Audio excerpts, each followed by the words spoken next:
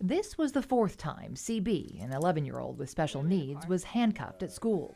This time for refusing to get up and walk to the principal's office.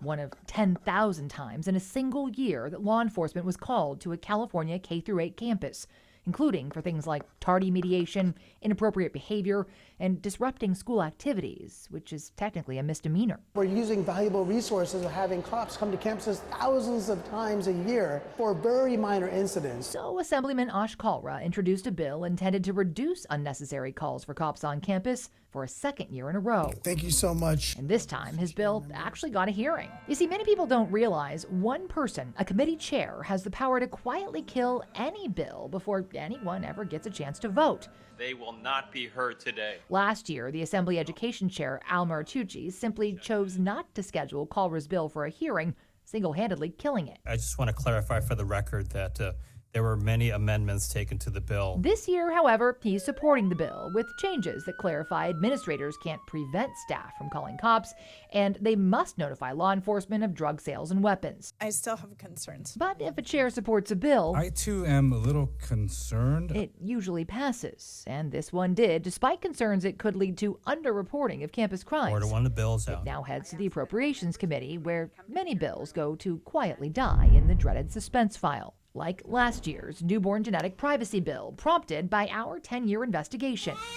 Nearly every baby born in the U.S. gets a heel prick shortly after birth. Their newborn blood fills 6 spots on a special card used to test the baby for dozens of disorders that, if treated early enough, could save their life.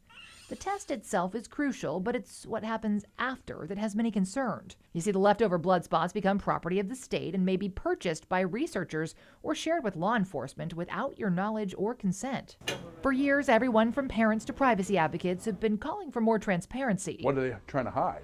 In fact, 3 different Senate committees passed a bill last year that would give parents the option to opt out of storage and research before the state stores their child's DNA. But the full Senate never got to vote. Why?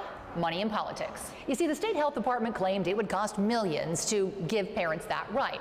So the bill was sent to something called the suspense file, where in a budget deficit, expensive bills go to die. That's when the Senate Appropriations Chair single-handedly chose to kill the bill, even though, and this is important, it wouldn't have cost taxpayers a dime because researchers pay for the program. So now there are 2 new bills. One, prompted by our recent reporting, would require the state to publicly disclose who's using California's blood spots.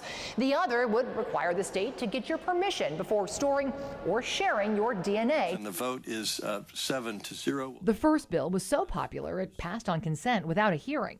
The second was pulled by the author in a closed-door deal to resurrect last year's popular bill that died in the suspense file. I ask that all members of the committee, because this year, there's a new appropriations chair, which means a new chance of survival for the newborn genetic privacy and school safety bills.